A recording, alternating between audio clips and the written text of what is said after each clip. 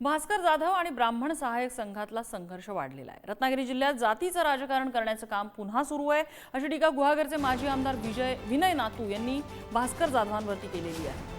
अनाजी पंतांची उपमा देऊन कुणाचा तरी राग कुणावर तरी काढला जातोय असं विनय नातू म्हणाले। दरम्यान ब्राह्मण सहाय्यक संघाच्या पत्रकावरती भास्कर जाधवांवरती प्रतिक्रिया दिलेली आहे।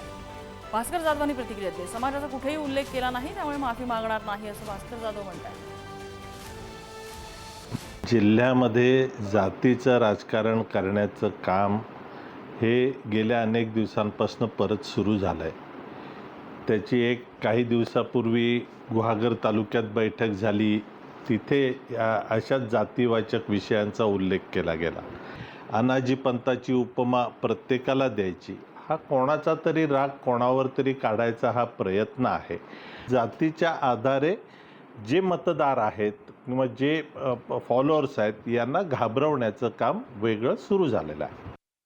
ब्राह्मण सहाय्यक संघ गुहागर म्हणजे माझ्या तालुक्यामध्ये मतदारसंघामध्ये यांनी दिलेल्या पत्राचा उल्लेख मी निश्चितपणे केला। तुम्ही म्हणताय की मी माफी मागायला पाहिजे होती, कोणाची माफी, कशाबद्दल माफी? मी समाजाचा कुठेही उल्लेख केलेला नाही, मी कुठेही समाजाबद्दल टीका टिप्पणी केलेली नाही, मी समाजाबद्दल एकही अवाक्षर बोललेलो नाही।